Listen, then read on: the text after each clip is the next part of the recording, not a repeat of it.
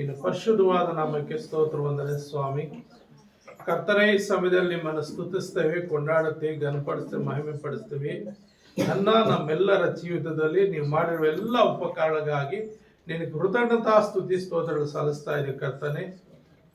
ಅಪ್ಪ, ಪ್ರಾರ್ಥನೆ ಮೊದಲುಗೊಂಡು ಇಲ್ಲಿ ತನಕ ನಡೆಸಿದ ದೇವರೇ, ಮುಂದೆ ಕೂಡ ನೀವು ನಡೆಸ್ಕೊಡ್ರಿ. ದೇವರಾತ್ಮನೇ ನನ್ನ ಹಸ್ತಕ್ಕೆ ಒಪ್ಪಿಸ್ಕೊಡ್ತಾ ಇದ್ದೀನಿ.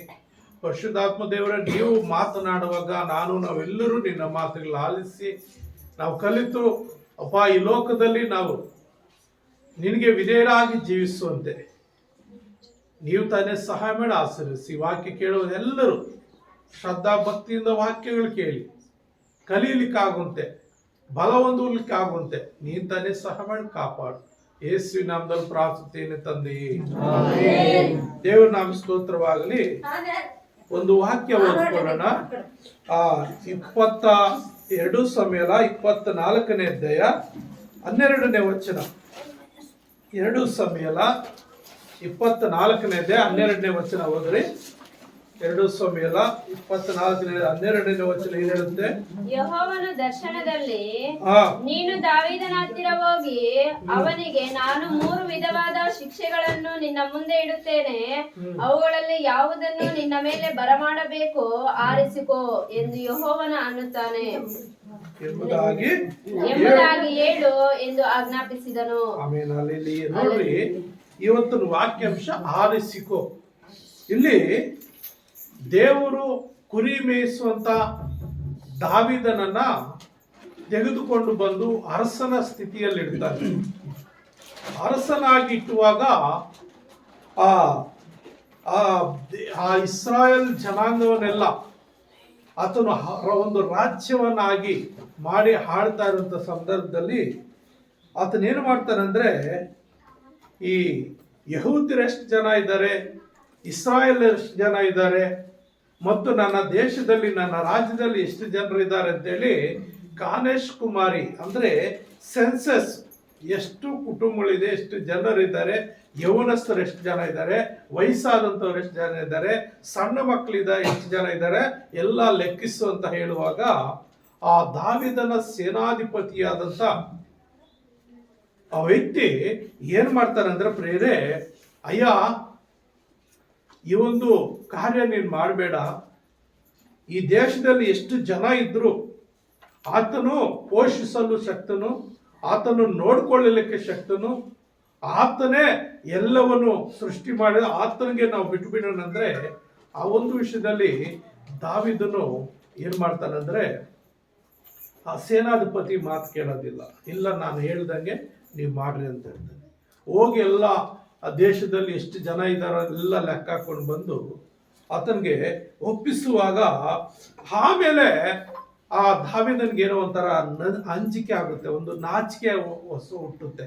ಹಾಗಾದ್ರೆ ನಾನು ಮಾಡಬಾರ್ದ ಕೆಲಸ ನಾನು ಮಾಡಿಬಿಟ್ಟೆ, ನಾನು ದೇಶವನ್ನು ಆಳುವಂಥವ್ನು ಮಾತ್ರ, ಆದರೆ ಈ ದೇಶವನ್ನು ಪೋಷಿಸುವಂಥವನು, ರಕ್ಷಿಸುವಂಥವನು, ನಡೆಸುವಂಥವನು ದೇವರಾಗಿದ್ದಾನಲ್ಲ, ನಾನು ಎಂಥ ಒಂದು ಹೀನವಾದ ಕಾರ್ಯ ಮಾಡಿದೆ ಅಂತೇಳಿ ತನಗೆ ತಾನೇ ನಾಚಿಕೆ ಪಡುವಂತ, ಅಂಗಿಸುವಂತ ಒಂದು ಮನಸ್ಸಾಕ್ಷಿ ಅವನನ್ನು ಅಂಗಿಸುತ್ತಾ ಬರ್ತದೆ. ಆ ಸಮಯದಲ್ಲಿ ದೇವರೇನ್ ಮಾಡ್ತಾನೆ, ತನ್ನ ಸೇವಕನಾದಂಥ ಗಾದನು ಪ್ರವಾದಿ, ಆ ಪ್ರವಾದಿ ಮುಖಾಂತರ ಏನ್ ಮಾಡ್ತಾನಂದ್ರೆ ಆತನ ಹತ್ರ ಕಳಿಸ್ಕೊಟ್ಟು ದಾವೀದ ಒಂದು ಎಚ್ಚರಿಕೆ ಮಾತು ಹೇಳ್ತಾನೆ. ಏನಂದ್ರೆ 12ನೇ ವಚನ, ಯೆಹೋವನು ದರ್ಶನ ನೀನು ದಾವೀದನ ಹತ್ರ ಹೋಗಿ ಅವನಿಗೆ, ನಾನು 3 ವಿಧವಾದ ಶಿಕ್ಷೆಗಳು ನಿನ್ನ ಮುಂದೆ ಇಡುತ್ತೇನೆ, ಅವುಗಳಲ್ಲಿ ಯಾವುದನ್ನು ನಿನ್ನ ಮೇಲೆ ಬರಮಾಡಬೇಕು ಆರಿಸಿಕೋ ಎಂದು ಯೆಹೋವನು ಅನ್ನುತ್ತಾನೆ. 3 ವಿಧವಾದ ಶಿಕ್ಷೆಗಳು. ನೀನು ಮಾಡಬಾರದು ತಪ್ಪು ನೀನು ಮಾಡಿದೀಯಾ, ಹಾಗಾಗಿ ಆ ತಪ್ಪಿಗೆ ನಾನು ಶಿಕ್ಷೆ ಕೊಡಲೇಬೇಕು, ಅದು ಕೊಡಲೇಬೇಕು ಅಂತೇಳಿ ಎಂಥ ಶಿಕ್ಷೆಗಳಂತ ನಾವು ಮುಂದೆ ನೋಡುವಾಗ 13ನೇ ವಚನದಲ್ಲಿ ನಾವು ನೋಡುವಾಗ ಹೇಳ್ತಾನೆ, ಆಗ ಗಾದನು ದಾವೀದನ ಬಳಿಗೆ ಹೋಗಿ, ನಿನ್ನ ದೇಶದಲ್ಲಿ 7 ವರ್ಷಗಳು ಬರ ಉಂಟಾಗಬೇಕು. 1ನೇ ಶಿಕ್ಷೆ, ನಿನ್ನ ದೇಶದಲ್ಲಿ 7 ವರ್ಷಗಳು ಬರ ಅಂದ್ರೆ ಮಳೆ ಇಲ್ಲದೆ, ಆ ಬೆಳೆಗಳಿಲ್ಲದೆ ಘೋರವಾದ ಕ್ಷಾಮ ಬರಬೇಕು. ಇಲ್ಲವೇ ನಿನ್ನ ಶತ್ರುಗಳು ನಿನ್ನನ್ನು ಸೋಲಿಸಿ 3 ತಿಂಗಳುಗಳವರೆಗೆ ಓಡಿಸಿ ಬಿಡಬೇಕು. ಎರಡನೇದು ನೋಡ್ರಿ, ಮೊದಲನೇದು 7 ವರ್ಷ ಬರಗಾಲ, ಎರಡನೇ ಶಿಕ್ಷೆ 3 ತಿಂಗಳು ನಿನ್ನ ಶತ್ರುಗಳು ಅಂದ್ರೆ ಈ ಒಂದು ರಾಜ್ಯವನ್ನ ಸೋಲಿಸಿ ಅವ್ರೇನ್ ಮಾಡ್ಬೇಕು, ನಿನ್ನ 3 ತಿಂಗಳು ದೇಶದಿಂದ ಹೊರಗಾಕ್ಬೇಕು. ಇಲ್ಲ, ಮೂರನೇ ಶಿಕ್ಷೆ ಏನ್ ಹೇಳ್ತಾ ಇದ್ದಾನಂದ್ರೆ, ಇಲ್ಲವೇ ನಿನ್ನ ದೇಶದಲ್ಲಿ 3 ದಿನಗಳವರೆಗೂ ಘೋರ ವ್ಯಾಧಿ ಬರಬೇಕು. ನನ್ನನ್ನು ಕಳಿಸಿದವನಿಗೆ ಯಾವ ಉತ್ತರವನ್ನು ತೆಗೆದುಕೊಂಡು ಹೋಗಬೇಕು ಆಲೋಚಿಸಿ ಹೇಳು. ಟೈಮ್ ಕೊಡ್ತೀನಿ, ಆಲೋಚನೆ ಮಾಡು. ನೀನು ಮಾಡಬಾರದು ತಪ್ಪು ನೀನು ಮಾಡಿಬಿಟ್ಟಿದೀಯ, ಹಾಗಾಗಿ ಆ ಶಿಕ್ಷೆ ನೀನು ಕೊಡಲೇಬೇಕು. ಹಾಗಾಗಿ 3 ಶಿಕ್ಷೆ ನೀನು ಮುಂದೆ ಇಡ್ತಾ ಇದ್ದೀನಿ. ಒಂದು, 7 ವರ್ಷ ನಿನ್ನ ದೇಶದಲ್ಲಿ ಬರಗಾಲ, ನೀರು ಸಿಗುತ್ತೋ ಊಟ ಸಿಗುತ್ತೋ ಏನು ಸಿಗುತ್ತೋ ಗೊತ್ತಿಲ್ಲ. 7 ವರ್ಷ ನೀವು ಅನ್ನ ನೀರಿಲ್ಲದೆ ಅಲಿಬೇಕಾಗ್ತದೆ. ಇಲ್ಲ ಅಂದ್ರೆ 3 ತಿಂಗಳು ಶತ್ರುಗಳ ಕಡೆಗೆ ನಿಮ್ಮನ್ನ ಒಪ್ಪಿಸ್ಕೊಡ್ಬೇಕು.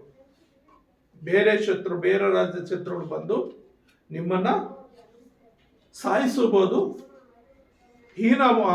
ನಿಮಗೆ ಇರುವುದೆಲ್ಲ ದೋಚ್ಕೋಬಹುದು, ಮತ್ತೆ ಈ ದೇಶದಿಂದ ನಿಮ್ಮನ್ನು 3 ತಿಂಗಳು ಓಡಿಸ್ಬಿಡ್ತಾರೆ. 3 ತಿಂಗಳು ನೀವು ಕಾಡುಗಳಲ್ಲಿ ಮೇಡುಗಳಲ್ಲಿ ಅಲಿಬೇಕಾಗುತ್ತೆ. ಅದು ಇಲ್ಲ, 3 ದಿವಸ ಘೋರ ವ್ಯಾಧಿಗಳನ್ನ ನಿನ್ನ ದೇಶದಲ್ಲಿ ಬರಮಾಡಬೇಕು. 3 ಶಿಕ್ಷೆ ಇಟ್ಟಿದ್ದೀನಿ. ಒಂದು 7 ವರ್ಷ, ಒಂದು 3 ತಿಂಗಳು, ಇನ್ನೊಂದು 3 ದಿವಸ. ಯಾವುದು ಬೇಕು ನೀನು ಆರಿಸ್ಕೋ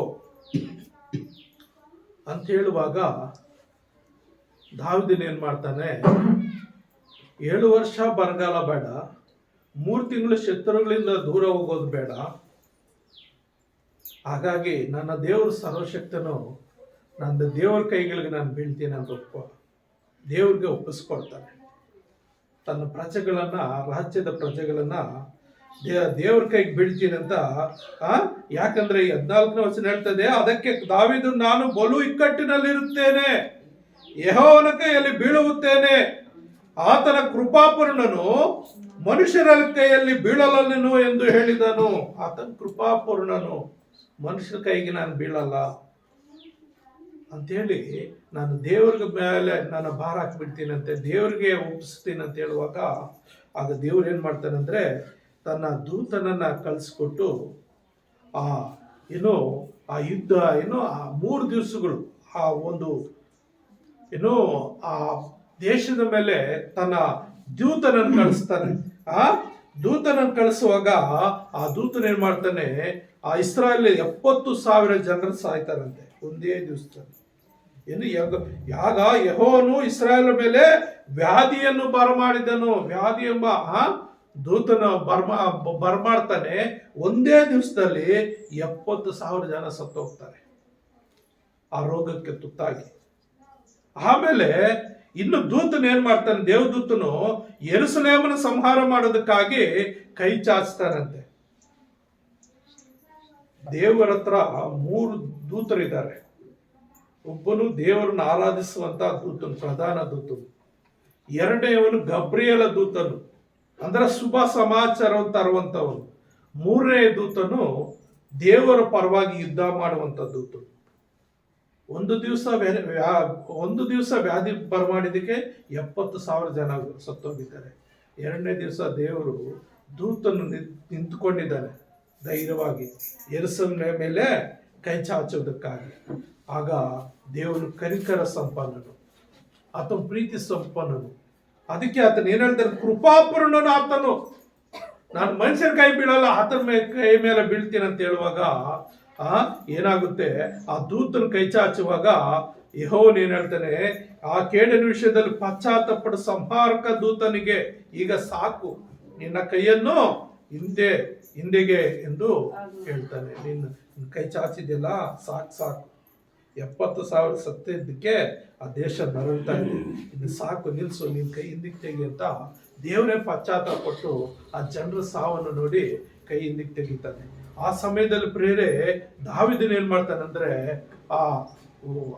ಎಚ್ಚೆತ್ಕೊಳ್ತಾನೆ, ನಾನು ಘೋರವಾದ ತಪ್ಪು ಮಾಡಿದೆ ದೇವರಿಗೆ, ಹಾಗೆ ಆ ಶಿಕ್ಷೆ ನನಗೆ ಆಗ್ಬೇಕಾಗಿದೆ. ಅದಕ್ಕೆ ಏನ್ ಹೇಳ್ತಾನೆ ಅಂದ್ರೆ, ದಾವೀದನು ಆ ಜನ ಸಂಹಾರಕ ದೂತನನ್ನು ಕಂಡಾಗ ಯೆಹೋವನಿಗೆ ಏನ್ ಹೇಳ್ತಾನೆ, ಮೂರ್ಖತನದಿಂದ ಪಾಪ ಮಾಡಿದವನು ನಾನು. ಬುದ್ಧಿ ಇಲ್ಲದೆ ಅಲ್ಲಿಗೂ ಸೇನಾಧಿಪತಿ ಎಚ್ಚರಿಕೆ ಕೊಟ್ಟ. ದೇವ್ರು ಎಷ್ಟು ಜನ ಕೊಟ್ರ ಆತನ ಪೋಷಿಸಬಲ್ಲನು. ಆದ್ರೆ ಈ ತಪ್ಪು ನೀನು ಮಾಡಬಾರ್ದು ಅಂತ ಹೇಳಿದ್ರು ಕೂಡ ನಾನು ಕೇಳಲಿಲ್ಲ. ಅದಕ್ಕಾಗಿ ಆ ತಪ್ಪು ನಂದು, ಅದು ಈ ಅನ್ಯಾಯವಾಗಿ ಜನರ ಮೇಲೆ ಹಾಕೋಗ್ಬೇಕು, ಅದು ನನ್ನ ಮೇಲೆ ನನ್ನ ಮಕ್ಕಳ ಮೇಲೆ ಬರಲಿ ಅಂತೇಳಿ ದಾವಿದ ದೇವರ ಹತ್ರ ಕೇಳ್ಕೊಳ್ಳುವಾಗ ಏನ್ ಹೇಳ್ತಾನೆ, ಮೂರ್ಖತನದಿಂದ ಪಾಪ ಮಾಡಿದ ನಾನು, ಕುರಿಗಳಂತಿರುವ ಈ ಜನರು ಏನು ಮಾಡಿದ್ದಾರೆ, ನಿನ್ನ ಕೈ ನನಗೂ ನನ್ನ ಮನೆಯವರಿಗೂ ವಿರೋಧವಾಗಿರ್ಲಿ ಎಂದು ಬೇಡಿಕೊಂಡನು.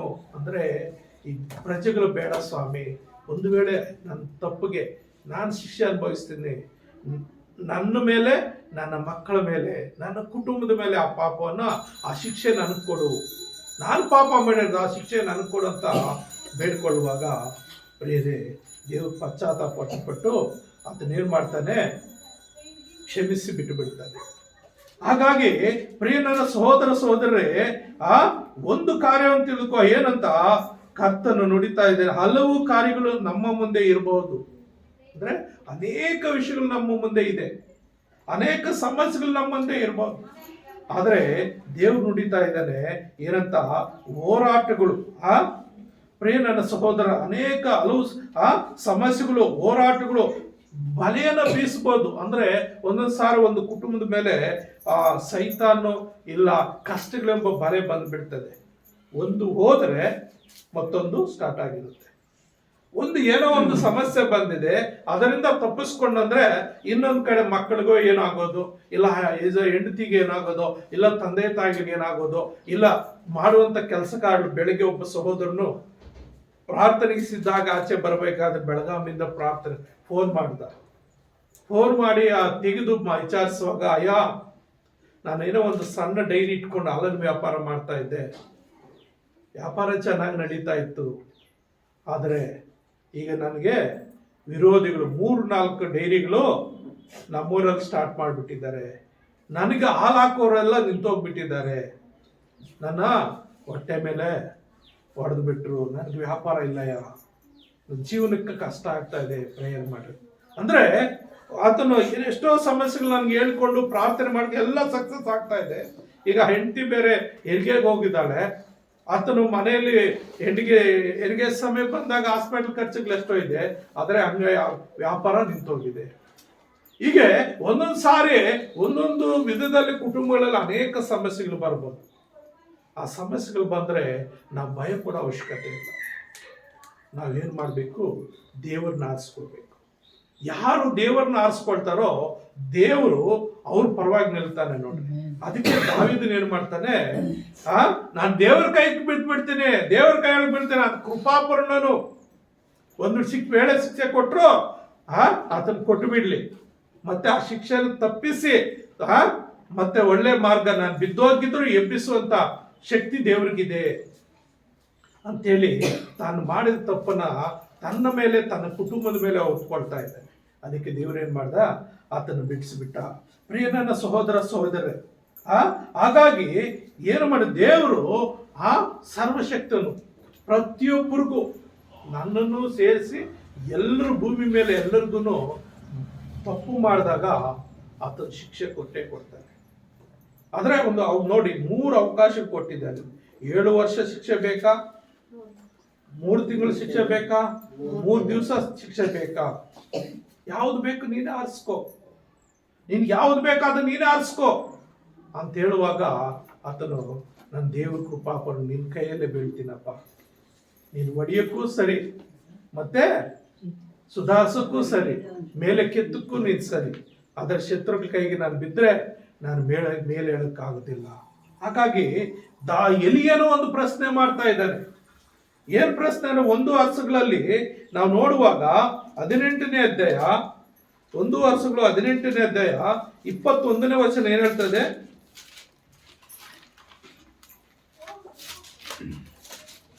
18ನೇ ಅಧ್ಯಾಯ 21ನೇ ವಚನ. ಏಲಿಯನು ಎಲ್ಲಾ ಜನರ ಹತ್ತಿರ ಹೋಗಿ ಅವರಿಗೆ, ನೀವು ಎಷ್ಟರವರೆಗೆ 2 ಮನಸ್ಸುಗಳುಳ್ಳವರಾಗಿರುವಿರಿ?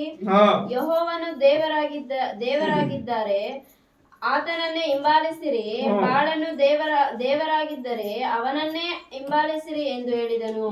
ಜನರು ಇದಕ್ಕೆ ಏನು ಉತ್ತರ ಕೊಡದೆ ಸುಮ್ಮನಿರುವುದನ್ನು ಕಂಡು ಅವನು ತಿರುಗಿ ಅವರಿಗೆ, ಯೆಹೋವನ ಪ್ರವಾದಿಗಳಲ್ಲಿ ನಾನೊಬ್ಬನೇ ಉಳಿದಿದ್ದೇನೆ. ಇಲ್ಲಿ ನೋಡ್ರಿ, ಎಲಿಯನು, ನೀವು ಎಷ್ಟರವರೆಗೆ ಎರಡು ಮನಸ್ಸುಳ್ಳವರಾಗಿರುವಿರಿ?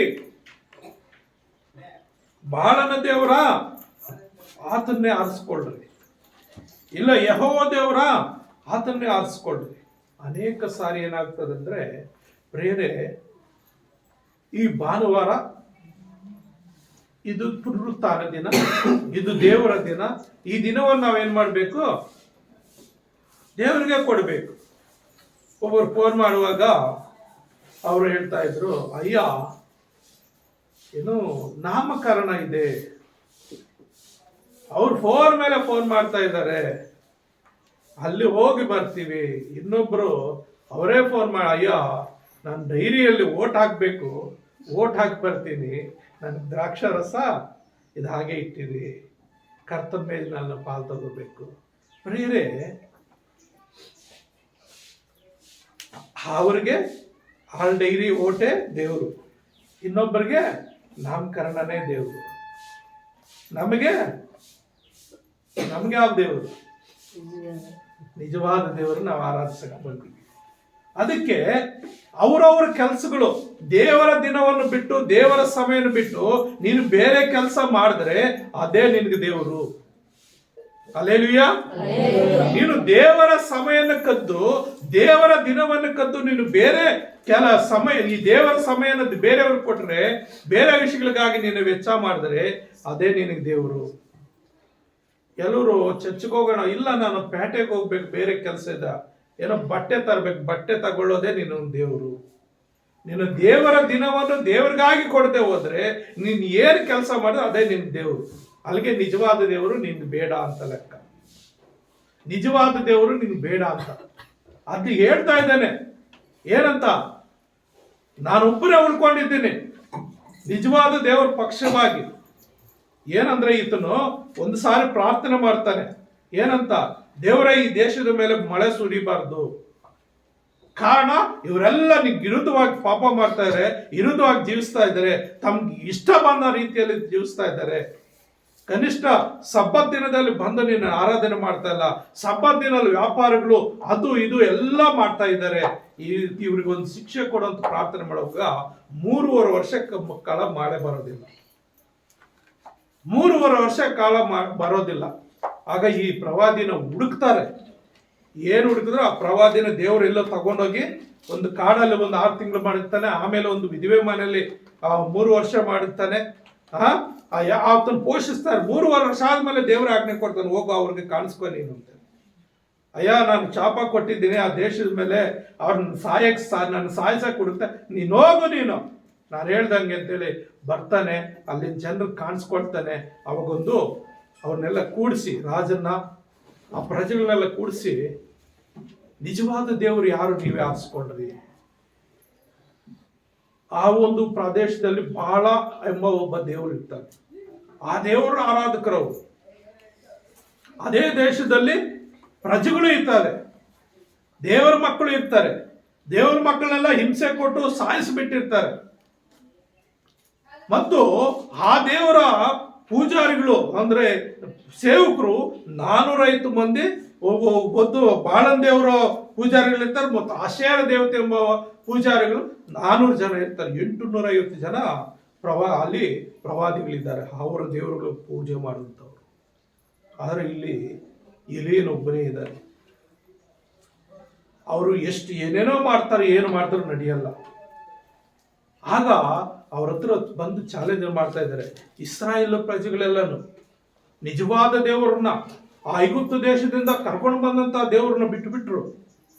ಅನ್ಯರ ಮಧ್ಯದಲ್ಲಿ ಸೇರ್ಕೊಂಡು ಅನ್ಯರ ಸಹವಾಸಗಳು ಮಾಡಿಕೊಂಡು ಅನ್ಯರಂತೆ ಇವರು ಜೀವಿಸೋಕೆ ಸ್ಟಾರ್ಟ್ ಮಾಡಿಬಿಟ್ರು.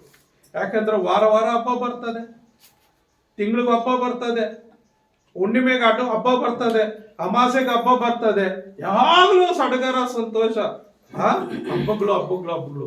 ನಿಜವಾದ ದೇವರನ್ನ ಮರೆತು ಬಿಟ್ರು, ಅದರಲ್ಲಿ ಸಂತೋಷ ಪಡಕ. ಅದಕ್ಕೆ ಇಲಿಯನ್ ಹೇಳ್ತಾ ಇದ್ದೇನೆ, ಯಾವ ದೇವರು ನಿಜ ದೇವರು ನೀವೇ ಆರಿಸ್ಕೊಳ್ರಿ, ನಿಮ್ಮ ಮುಂದೆ ಇಟ್ಟಿದ್ದೇನೆ.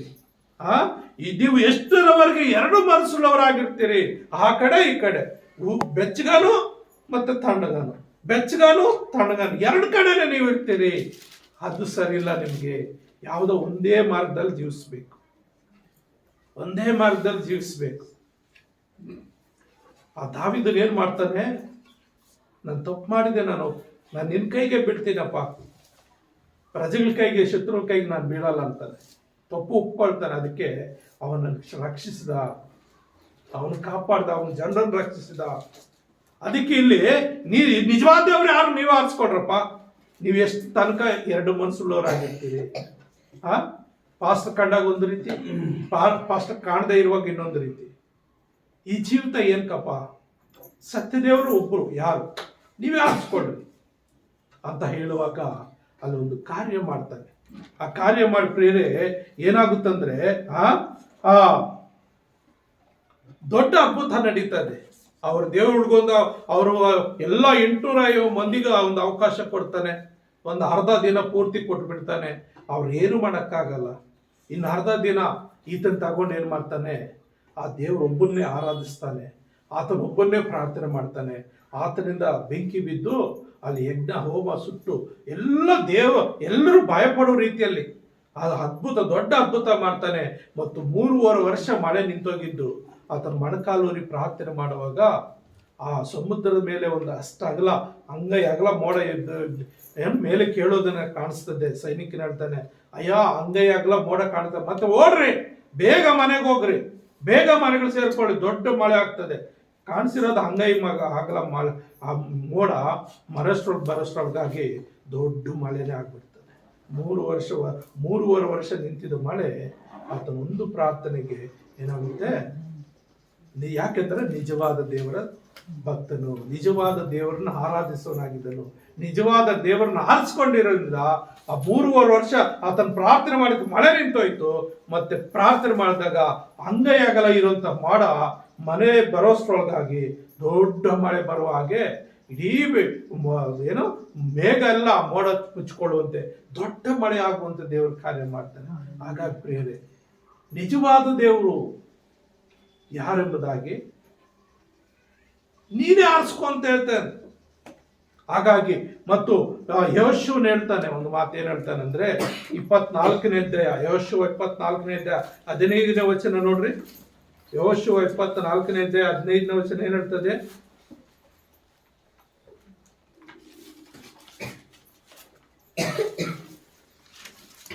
ಯೆಹೋಶುವ 24ನೇ ಅಧ್ಯಾಯ 15ನೇ ವಚನ, ಯೆಹೋವನನ್ನು ಸೇವಿಸುವುದು ನಿಮಗೆ ಸರಿ ಕಾಣದಿದ್ದರೆ ಯಾರನ್ನು ಸೇವಿಸಬೇಕೆಂದಿದ್ದೀರಿ? ಕ್ವಶನ್ ಆಗ್ತಾ ಇದ್ದಾನೆ. ನಿನ್ನ ಸೃಷ್ಟಿಕರ್ತನನ್ನ, ನಿನ್ನ ತಾಯಿ ಗರ್ಭದಲ್ಲಿ ರೂಪಿಸಿದವನ, ನಿನ್ನ ಇಲ್ಲಿ ತನಕ ಸಾಕಿ ಸಲಿದವನ, ನಿನ್ನ ಜೊತೆಯಲ್ಲಿಂದ ಕಾಪಾಡಿದಂತವನ ಇವತ್ತೇ ಆರಿಸ್ಕೋ. ಏನ್ ಹೇಳ್ತಾ ಇದ್ದಾನೆ, ನಿಮ್ಗೆ ಸರಿ ಕಾಣದಿದ್ದರೆ ಯಾರನ್ನು ಸೇವಿಸಬೇಕೆಂದರೆ ಇವತ್ತೇ ಆರಿಸಿಕೊಳ್ಳ್ರಿ. ಅನ್ನೊಂದು ಮಾತು ಹೇಳ್ತಾನೆ, ನಿಮ್ಮ ಪೂರ್ವಿಕರು ಯೂಫ್ರಟಿಸ್ ನದಿಯ ಆಚೆಯ ಸೇವಿಸಿದ ದೇವತೆಗಳು, ಈ ದೇಶದ ಮೂಲ ನಿವಾಸಿಗಳ ಅಮೋರಿಯರ ದೇವತೆಗಳು ಹೇಳ್ರಿ, ನಾನು ನನ್ನ ಮನೆಯವರು ಯೆಹೋವನನ್ನೇ ಸೇವಿಸುವೆವು. ಹಲ್ಲೆಲೂಯಾ. ನೀವೇ ಆರಿಸ್ಕೊಳ್ರಿ, ನಿಮ್ಗೆ ಬಿಡ್ತಾ ಇದ್ದೀನಿ ಚಾಯ್ಸ್. ನಿಮ್ಮ ಮೂಲ ಪಿತೃಗಳು ಕೆಲವ್ರು ಹೇಳ್ತಾರೆ, ಸಾರ್ ನಮ್ಮ ತಾತ ಮುತ್ತಾತರ ಕಾಲದಿಂದ ಮಾಡ್ಕೊಂಡು ಬಂದ ಆಚಾರಗಳು ಸಾರ್, ವಿಚಾರಗಳು ಸಾರ್, ಗುಂಡು ಹೊಡಿಸ್ಬೇಕು ಸಾರ್, ಅಚ್ಚೆ ಹಾಕೋಬೇಕು ಸಾರ್, ಇನ್ನೂ ಏನೇನೋ ಕಾರ್ಯಗಳು ಹೆಣ್ಮಕ್ಳು ದೇವರ ಆಶೀರ್ವಾದದಿಂದ ಅವರು ಋತು ಇದಾದಾಗ ಅಯ್ಯೋ ಮುಟ್ಟು ಸಾರ್, ಅದು ಮಾಡ್ಬೇಕು ಸಾರ್. ಮಾಡದೇ ಇರೋವಂಥವ್ರು ಎಷ್ಟು ಜನ ಇಲ್ಲ ನಿಮ್ಮೂರುಗಳಲ್ಲಿ, ನಿಮ್ಮ ಅಕ್ಕಪಕ್ಕದಲ್ಲಿ ಇರುವಂತ ಇನ್ನೂ ಕೆಲವು ಮೇಲ್ಜಾತಿ ವರ್ಗದವರು, ಅವ್ರ ಮಕ್ಕಳು ಏನಾದ್ರು ಆದ್ರೆ ಗೊತ್ತಾಗುತ್ತಾ? ಯಾರಿಗಾನು ಗೊತ್ತಾಗುತ್ತೆ? ಅವ್ರಿಗೆ ಮಾತ್ರ ಆಚಾರ ವಿಚಾರಗಳು, ನಿಮಗೆ ಮಾತ್ರ ಸ್ಪೆಷಲ್ ಆಗಿ ಆಚಾರ ವಿಚಾರಗಳು ಬಂದಿದ್ಯಾ ಅಂದ್ರೆ ನಿಮ್ಮ ಮಕ್ಕಳನ್ನ ನೀವೇ ಬಯಲಿಗೆ ತರೋದು. ಏನು ನಿಮ್ಮ ಮಕ್ಕಳನ್ನ ಅಂದ್ರೆ ಅವ್ರಿಗಿಂತ ಶ್ರೇಷ್ಠವಾದ ನೀವು ಭಕ್ತರ? ನಾನು ಒಂದು ಅನಿಸಿಕೆ, ಮುಸ್ಲಿಂ ಸಹೋದರರಲ್ಲಿ ಹೆಣ್ಣು ಮಕ್ಕಳು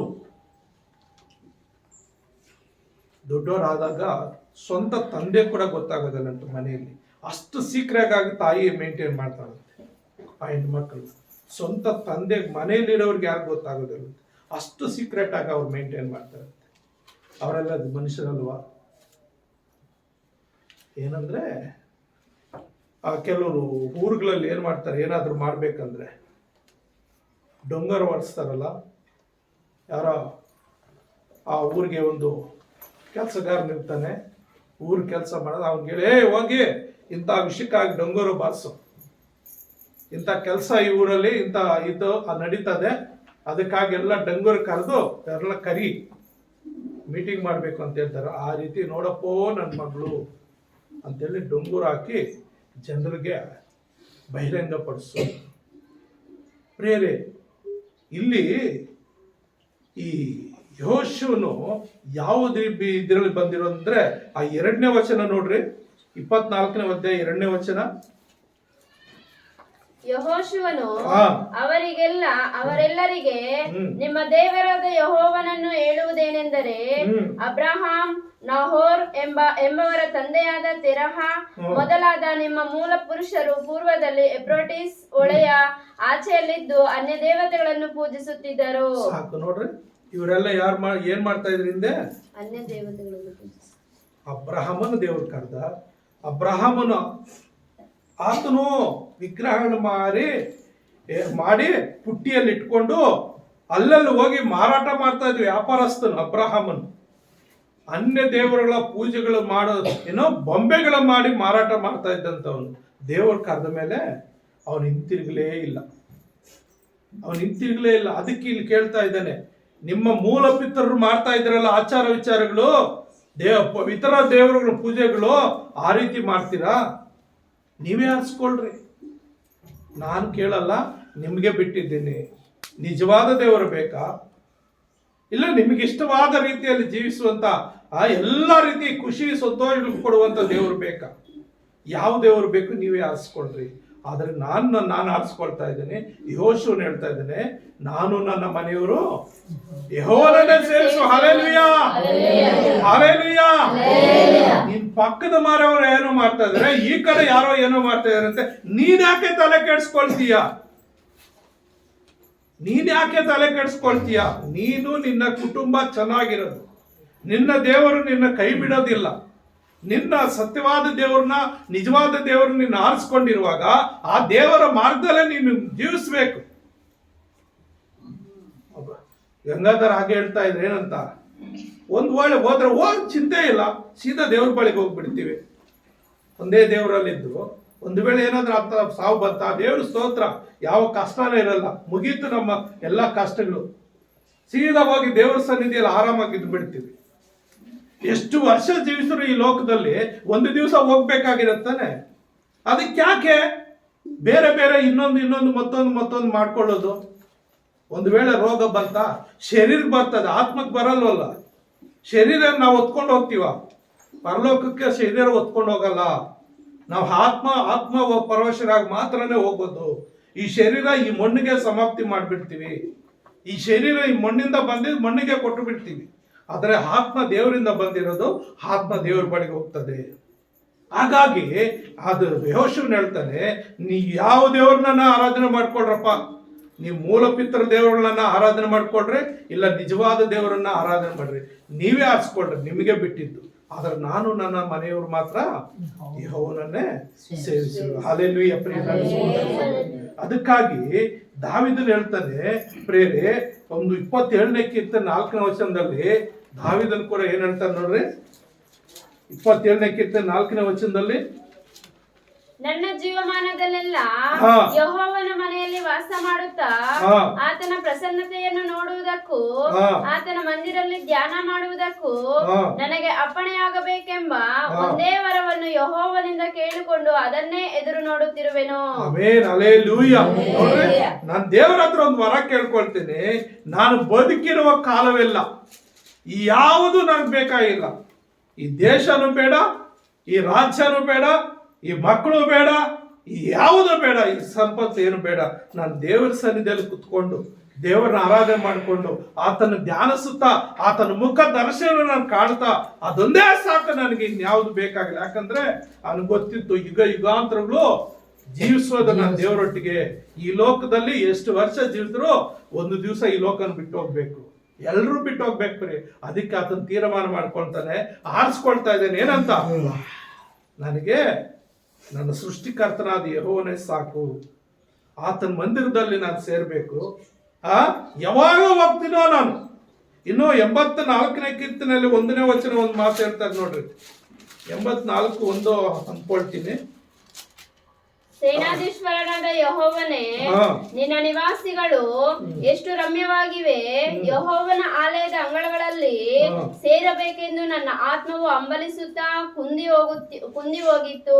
ಸಾಕು ನೋಡ್ರಿ, ನನ್ನ ಆತ್ಮ ಕುಂದಿ ಹೋಗಿತ್ತು. ಇನ್ನೊಂದು ಕಡೆ ಎಲ್ಲೋ ಒಂದು ಕಡೆ ಇದೆ ಏನಂದ್ರೆ, ಜನರು ನನ್ನನ್ನ ಪ್ರಾರ್ಥನೆಗೆ ಕರೆದ್ರೆ ಸಾಕು, ದೇವರ ಮಂದಿರಕ್ಕೆ ಹೋದ್ರೆ ಸಾಕು, ಕರೆದ್ರೆ ಸಾಕು ಅಂತ ಕಾಯ್ತಾ ಇದ್ನಂತೆ. ನನ್ಗೆ ಎಷ್ಟೋ ಸಂತೋಷ, ಚರ್ಚ್ಗೋಗೋಣ ಬಂದ್ರೆ ನನ್ಗೆಷ್ಟೋ ಸಂತೋಷ ಅಂತೇಳಿ ಆತನ ಇಷ್ಟ ಪಡ್ತಾ ಇದ್ದಾನೆ, ಖುಷಿ ಪಡ್ತಾ ಇದ್ದಾನೆ. ಕೀರ್ತನೆ ಭಾಗದಲ್ಲಿ ಇನ್ನೊಂದು ಕಡೆ ಇದೆ ಅದು ಏನಂತೆ, ಜನರು ನನ್ನನ್ನು ಕರೆದ್ರೆ ನನ್ಗೆ ಎಷ್ಟೋ ಸಂತೋಷ ಆಗ್ತದೆ, ಎಷ್ಟೋ ಸಂತೋಷ ಆಗ್ತದೆ ಅಂತೇಳಿ ಸಂತೋಷ ಪಡ್ತಾ ಇದ್ದಾನೆ. ಹಾಗಾಗಿ ಪ್ರಿಯ ನನ್ನ ಸಹೋದರರೇ, ಆತನ ಏನು ಮಾಡ್ತಾನೆ, ನೀನೊಬ್ಬನೇ ಸಾಕು ನನಗೆ, ನೀನೊಬ್ಬನೇ ಸಾಕು, ನಿನ್ನ ಸಾನ್ನಿಧ್ಯ ಸಾಕು. ಹಗಲಿರುಳು ನಿನ್ನನ್ನು ಧ್ಯಾನ ಮಾಡ್ತಾ, ನಿನ್ನ ಸ್ತುತಿಸ್ತಾ, ಕೊಂಡಾಡುತ್ತಾ, ನಿನ್ನ ನಾಮವನ್ನು ಮಹಿಮೆ ಪಡಿಸ್ತಾ ಈ ಒಂದು ಅಪ್ಪಣೆ ಆಗ್ಬೇಕಂದ ಒಂದೇ ವರನ ನಾನು ಯೆಹೋವನಿಂದ ಕೇಳಿಕೊಂಡು ಅದನ್ನೇ ಎದುರು ನೋಡ್ತಾ ಇದ್ದೀನಿ. ಈ ಲೋಕ ಎಷ್ಟಿದ್ರೂ ಒಂದು ದಿವಸ ಬಿಟ್ಟು ಹೋಗ್ಬೇಕು. ಇದೆಲ್ಲ ನಶ್ವರ. ಇದು ಯಾವುದು ಚಿರಕಾಲ ನಮ್ಮ ಜೊತೆಯಲ್ಲಿ ಬರೋದಿಲ್ಲ. ನೋಡ್ರಿ, ಈ ವಯಸ್ಸು ಕೂಡ ಒಂದು ಮನುಷ್ಯನಿಗೆ ಕೊಡುವಂತ ಆಯಸ್ಸು ಕೂಡ ಚಿರಕಾಲ ಇರಲ್ಲ. ಒಂದೊಂದು ದಿನ ಕಳೀತಾ ಇದ್ರೆ ವಯಸ್ಸು ಹೋಗ್ತಾ ಇರ್ತದೆ, ವಯಸ್ಸು ಮತ್ತೆ ಬರೋದಿಲ್ಲ. ಅದರ ದೇವರ ಸನ್ನಿಧಿಗೆ ನಾವು ಸೇರಿದರೆ ಯುಗಾಂತರಗಳು ಒಂದೇ ರೀತಿಯಲ್ಲಿ ಇರ್ತೀವಿ. ಅದಕ್ಕಾಗಿ ದಾವೀದನು ಒಂದು ತೀರ್ಮಾನ, ನಾನು ದೇವರ ಸನ್ನಿಧಿಯಲ್ಲಿ ಮಾತ್ರ ಇರ್ತೀನಿ, ಅಷ್ಟೇ ಸಾಕು ನನಗೆ, ಇನ್ನು ಈ ಲೋಕದಲ್ಲಿ ಏನು ಬೇಡ. ಪ್ರಿಯರು ನನ್ನ ಸಹೋದರ ಸಹೋದರಿ, ಆದ್ರಿಂದ ಒಂದು ಆರಿಸ್ಕೊಳ್ಬೇಕು, ಅದು ಯಾವುದಂದ್ರೆ ದೇವರ ಸನ್ನಿಧಿ. ನೋಡ್ರಿ, ಮಾರ್ತಳು ಕೂಡ ಹಾಗೆ. ಮಾರ್ತಳು ಮರಿಯಳ ವಿಷಯದಲ್ಲಿ ನಾವು ನೋಡುವಾಗ ಇಲ್ಲಿ ಬರುತ್ತೆ, ಅದು ಲೂಕನು ಬರೆದ ಸುವಾರ್ತೆ 10ನೇ ಅಧ್ಯಾಯದಲ್ಲಿ, ಲೂಕನು ಬರೆದ ಸುವಾರ್ತೆ 10ನೇ ಅಧ್ಯಾಯದಲ್ಲಿ ಏನ್ ಹೇಳ್ತಾರೆ, 41-42ನೇ ವರ್ಷದಲ್ಲಿ ನೋಡ್ರಿ. ಸ್ವಾಮಿಯು ಆಕೆಗೆ ಮಾರ್ತಾಳೆ ಮಾರ್ತಾಳೆ, ನೀನು ಅನೇಕ ವಿಷಯವಾಗಿ ಚಿಂತೆಯಲ್ಲಿಯೂ ಗಡಿಬಿಡಿಯಲ್ಲಿಯೂ ಸಿಕ್ಕಿಕೊಂಡಿದ್ದಿ.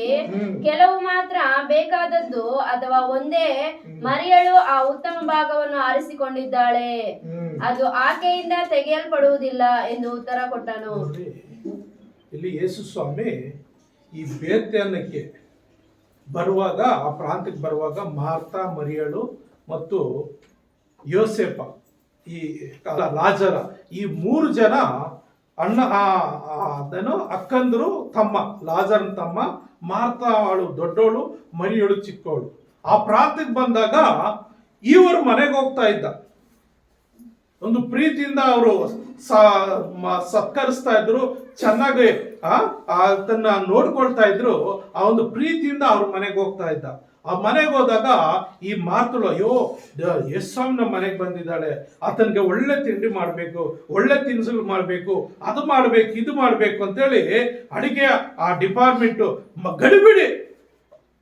ಅಯ್ಯೋ ಆತನು ಬಂದ್ಬಿಟ್ಟಿದ್ದಾನೆ, ಊಟ ಮಾಡಿದನೋ ಇಲ್ವೋ, ಏನೋ ಹೇಗೋ, ಅಯ್ಯೋ ಬೇಗ ಅಡಿಗೆ ಮಾಡಿಸಿ ನನ್ನ ಸ್ವಾಮಿಗೆ ಊಟ ಕೊಟ್ರೆ ಸಾಕು, ಆತನ ಮನಸ್ಸು ತೃಪ್ತಿ ಪಡಿಸಿದ್ರೆ ಸಾಕು ಅಂತ ಗಡಿಬಿಡಿ.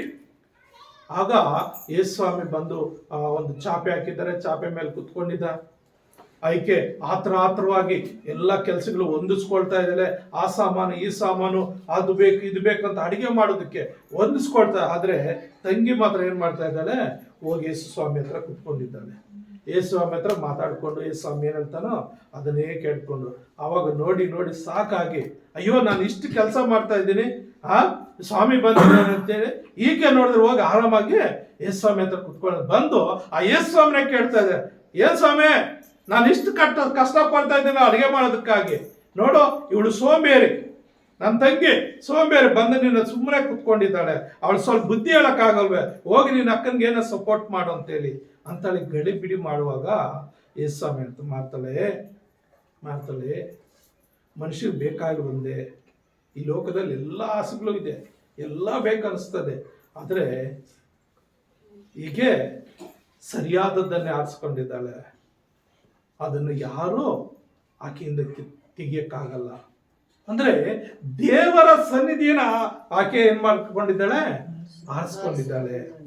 ಅಕ್ಕ ನೀನು ಅನುಜ್ಞಾನ ಮಾಡ್ಕೊ, ಏನಿದೆಯೋ ಏನಿಲ್ಲೋ ನನಗೆ ಗೊತ್ತಿಲ್ಲ, ನನಗೆ ಬೇಕಾಗಿಲ್ಲ, ಈಗ ನನ್ನ ಸ್ವಾಮಿ ಹತ್ರ ನಾನು ಕುತ್ಕೊಂಡಿರ್ತೀನಿ, ಆತ ನೀನು ಹೇಳ್ತಾನೋ ಆ ಜೀವವುಳ್ಳ ವಾಕ್ಯಗಳನ್ನ, ಆ ಜೀವವುಳ್ಳ ಮಾತುಗಳನ್ನ ಕೇಳಿಕೊಂಡು ನಾನು ಇರ್ತೀನಿ. ಅದಕ್ಕೆ ಪ್ರಾರ್ಥನಾ ಕೂಟಗಳು ಮನೆಗಳಲ್ಲಿ ಇಟ್ಕೊಳ್ಳುವಾಗ ಪಾಸ್ಟರ್ ಬರೋ ತನಕ ಹಾಗೆ ಇರಬಾರ್ದು. ಕೆಲವು ಸಾರಿ ಎಷ್ಟೋ ಹಳ್ಳಿಗಳಲ್ಲಿ ನಾವು ಹೋದ್ಮೇಲೆ ಅವ್ರು ಸಿದ್ಧ ಮಾಡ್ಕೊಂಡಿದ್ದಾರೆ, ನಾವು ಹೋದ್ಮೇಲೆ ಏನೋ ಚಿಕನ್ ತರೋದಂತೆ, ಬೆಂಕಿ ಹಡ್ಸೋದಂತೆ, ಆ ಅಡಿಗೆ ಅದು ಹೊಂದ್ಸ್ಕೊ ಇದು ಹೊಂದ್ಸ್ಕೊ ಅಂತೇಳಿ ಇವ್ರನ್ನ ಕಾಯಿಸ್ಕೊಂಡು ದೇವರ ಸಮಯನ ವ್ಯರ್ಥ ಮಾಡಿಕೊಂಡು ಆಗ ಅಡಿಗೆ ಮಾಡ್ಕೊಳಕ್ ರೆಡಿ ಆಗೋದು.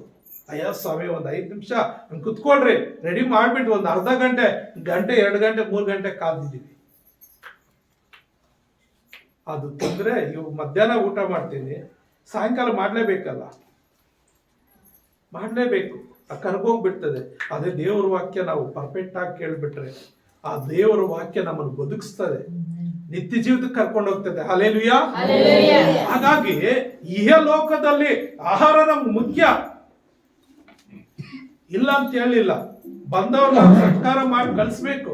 ಅದಕ್ಕೆ ಏನ್ ಮಾಡ್ಬೇಕಂದ್ರೆ ಪಾಸ್ಟರ್ಗಳು ಸೇವಕರು ಬರೋಷ್ಟ್ರೊಳಗಾಗಿ ನಿನ್ಗೆ ಎಷ್ಟೇ ಕೆಲಸಗಳಿಲ್ಲ ಪಕ್ಕಕ್ಕಿಟ್ಟು ಫಸ್ಟ್ ಅವ್ರಿಗೆ ಏನ್ ಮಾಡ್ಬೇಕು, ಆ ದಿನಕ್ಕೆ ಅಡಿಗೆ ಗಿಡಿಗೆ ಏನಾದ್ರು ಮಾಡ್ಬೇಕಂದ್ರೆ ಮಾಡಿ ಎಲ್ಲ ಸಿದ್ಧ ಮಾಡಿಕೊಂಡು ಪಾಸ್ಟರ್ ಬರೋದಕ್ಕೆ ಕಾಯ್ಕೊಂಡಿದ್ದು ಇನ್ನೊಂದು ಅರ್ಧ ಗಂಟೆ ಬೇಕಾದ್ರೆ ದೇವರ ಸನ್ನಿಧಿ ಹಾಡುಗಳಾಡ್ಕೊಂಡು ವಾಕ್ಯ ಕೇಳ್ಕೊಂಡು ಪ್ರಾರ್ಥನೆ ಮಾಡಿಕೊಂಡು ಸಮಯ ಕಳೆಯುವಾಗ ಅದೆಷ್ಟೋ ಶ್ರೇಷ್ಠವಾಗಿರ್ತದೆ.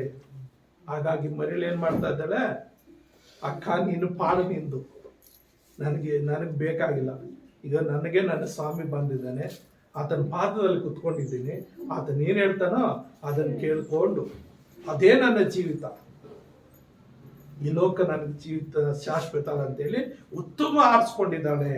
ಅದನ್ನ ಆಕೆಯಿಂದ ಯಾರು ತೆಗೆಯಲ್ಪಡೋದಿಲ್ಲ. ಹೌದು ಪ್ರಿಯರೇ, ದೇವರನ್ನ ಯಾರು ಇಟ್ಕೊಳ್ತಾರೋ ಅವ್ರನ್ನ ದೇವರು ಯಾವತ್ತಿಗೂ ಬಿಡೋದಿಲ್ಲ. ಉತ್ತಮವಾದ ಒಂದು ಆರಿಸುವಿಕೆ ಏನಂದ್ರೆ ದೇವರ ಸಮಯ. ಪ್ರತಿದಿನ ದೇವರಿಗೆ ಇಷ್ಟೊಂದು ಸಮಯ ಅಂತ ನಾವು ಮೀಸಲಿಡಬೇಕು. ಆ ಸಮಯದಲ್ಲಿ ಎಷ್ಟೇ ಸಮಸ್ಯೆಗಳಿರಲಿ ದೇವರ ಪ್ರಾರ್ಥನೆ ಮಾಡೋದನ್ನ ಮರೆಯಬಾರದು. ಮತ್ತು ಅಪ್ರಿಯರ್ ನನ್ನ ಸಹೋದರ ಸಹೋದರಿಯರೇ, ಮತ್ತು ದೇವರ ದಿನವನ್ನ ದೇವರಿಗಾಗಿ ನಾವು ಕೊಡಬೇಕು. ದೇವರು ಕೊಡದೆ ಹೋದ್ರೆ ಖಂಡಿತ ಒಂದು ದಿವಸ ದೇವ್ರ ಲೆಕ್ಕ ಕೇಳುವಾಗ ನಮ್ಮಲ್ಲಿ ಆನ್ಸರ್ ಇರಲ್ಲ. ಹಾಗೂ ಒಂದು ವೇಳೆ ದಾವಿದನ್ ಕೇಳ್ದಾಗೆ ನಿನ್ನೆ ಕೇಳ್ಬಿಟ್ರೆ, ಈಗಪ್ಪ 3 ಶಿಕ್ಷೆ ಇಟ್ಟಿದ್ದೀನಿ, ಯಾವ್ದು ಬೇಕು ಆರಿಸ್ಕೊಂಡ್ರೆ ಯಾವ್ದನ್ನ ಆರಿಸ್ಕೊಳ್ತೀಯ? ತಲೆನೋವು ಬಂದ್ರೆ ತಡ್ಕೊಳಕ್ ಆಗಲ್ಲ, ಹೊಟ್ಟೆ ನೋವು ಬಂದ್ರೆ ತಡ್ಕೊಳಕ್ ಆಗಲ್ಲ, 3 ದಿವಸ ರೋಗ ತಡ್ಕೊಳ್ತೀನಿ ನೀನು. ನೋಡು, 1 ದಿವಸ ರೋಗ ಬಂದ್ರೆ ಸತ್ತೋಗ್ಬಿಡ್ತಾರೆ 70,000 ಜನ. ಇನ್ನು 3 ದಿವಸಗಳು, 2ನೇ ದಿವಸ ದೇವದೂತನ್ ರೆಡಿ ಆಗಿದ್ದಾನೆ ಅವನ್ ಸಂಹಾರ ಮಾಡಕ್ಕೆ, ನಾನಾ ವಿಧಿಗಳಲ್ಲಿ ರೋಗಗಳು ಕೊಟ್ಟು ಬಾಧೆಗಳು ಕೊಟ್ಟು. ಬೆಳಗ್ಗೆ ಬಂದ ತಕ್ಷಣ ಆ ಗಂಗಮ್ಮ ನಾಗಮ್ಮ ಹೇಳ್ತಾ ಇದ್ರು, ಯಾರೋ ಬಂದ್ರು ಎತ್ಕೊಂಡು ಬಂದ್ರು ಹಾಸ್ಪಿಟ್ಲ್ಗೆ, ಮತ್ತೆ ಹಂಗೆ ಎತ್ಕೊಂಡೋದ್ರು. ಇನ್ನ ಯವನ ಚೆನ್ನಾಗಿದ್ರು, ಗಟ್ಟಿಯಾಗಿದ್ಲು, ಮಕ್ಕಳು ಕೂಡ ಇಲ್ಲ. ಈ ಜೀವಿತ ನಮ್ಮದಲ್ಲ, ಇದು ನಮ್ಮ ಕೈಯಲ್ಲಿಲ್ಲ, ಯಾರ ಕೈಯಲ್ಲಿಲ್ಲ. ದೇವರು ಎಷ್ಟು ವರ್ಷ ಇಡ್ಬೇಕೋ ಅಷ್ಟು ವರ್ಷ ಇಡ್ತಾನೆ. ಅದೇನೇ ಸಮಸ್ಯೆ ಇರಲಿ ಕಾಯ್ತಾನೆ, ಕಾಪಾಡ್ತಾನೆ. ಇಲ್ಲ ದೇವ್ರು ತೆಗಿಬೇಕಂದ್ರೆ ಯಾರು ಇಟ್ಕೊಳಕ್ಕಾಗಲ್ಲ. ಆದ್ರಿಂದ ಈ ಲೋಕದಲ್ಲಿ ಆ ಮಾರ್ತಲ್ಲಿ ಏನ್ ಮಾಡಿದ್ಲು, ಸರಿಯಾದನ್ನೇ ಆರಿಸ್ಕೊಂಡಿದ್ದಾರೆ. ಏನಂತ? ನಿನ್ನ ಸನ್ನಿಧಿಯಲ್ಲಿ ನಾನು ಕುತ್ಕೊಂಡು ನೀನು ಹೇಳ್ತೀಯ ಅದನ್ನ ನಾನು ಕೇಳ್ತೀನಿ. ದಾವೀದನ ಹಾಗೆ ನಾನು ಒಂದು ವಾರ ಕೇಳ್ಕೊಳ್ತೀನಿ. ಏನಂತ? ನಿನ್ನ ದರ್ಶನ, ನಿನ್ನ ಸನ್ನಿಧಿ, ನಿನ್ನೊಂದಿಗೆ ನಾನು ಇರ್ಬೇಕಪ್ಪ, ಅಷ್ಟು ಸಾಕು ನನಗೆ, ಇನ್ನೇನು ಈ ಲೋಕದಲ್ಲಿ ಬೇಡ. ಆಗ ಪ್ರಿಯ ನನ್ನ ಸಹೋದರ ಸಹೋದರರೇ, ದೇವ್ರ ವಾಕ್ಯ ಹೇಳ್ತದೆ, ಪೌಲ್ ಏನ್ ಹೇಳ್ತಾನೆ ಫಿಲಿಪಿಯರು ಬರೆದ ಪತ್ರಿಕೆಯಲ್ಲಿ 3ನೇ ಅಧ್ಯಾಯ, ಫಿಲಿಪಿಯರು ಬರೆದ ಪತ್ರಿಕೆಯಲ್ಲಿ 3ನೇ ಅಧ್ಯಾಯದಲ್ಲಿ 13-14ನೇ ವಚನ ಏನ್ ಹೇಳ್ತದೆ? ಫಿಲಿಪಿಯರು ಬರೆದ ಪತ್ರಿಕೆ 3ನೇ ಅಧ್ಯಾಯ 13-14. ಸಹೋದರರೇ, ನಾನಂತೂ ಹಿಡಿದುಕೊಂಡವನೆಂದು ನನ್ನನ್ನು ಈವರೆಗೂ ಎಣಿಸಿಕೊಳ್ಳುವುದಿಲ್ಲ. ಆದರೆ ಒಂದು, ನಾನು ಇಂದಿನ ಸಂಗತಿಗಳನ್ನು ಮರೆತು ಬಿಟ್ಟು ಮುಂದಿನಗಳನ್ನು ಹಿಡಿಯೋದಕ್ಕೆ ಹೆದೆ ಬಗ್ಗಿದವನಾಗಿ ದೇವ ಕ್ರಿಸ್ತನ ಮೂಲಕವಾಗಿ ನಮ್ಮನ್ನು ಮೇಲಕ್ಕೆ ಕರೆದು ನಮ್ಮ ಮುಂದೆ ಇಟ್ಟಿರುವ ಬಿರುದನ್ನು ಗುರಿ ಮಾಡಿಕೊಂಡು ಓಡುತ್ತಾ ಇದ್ದೇನೆ. ಹಿಂದಿನವನ್ನೆಲ್ಲ ಮರೆತು ಬಿಟ್ಟಿದ್ದೇನೆ, ಪಕ್ಕಕ್ಕೆ ಇಟ್ಟುಬಿಟ್ಟಿದ್ದೇನೆ.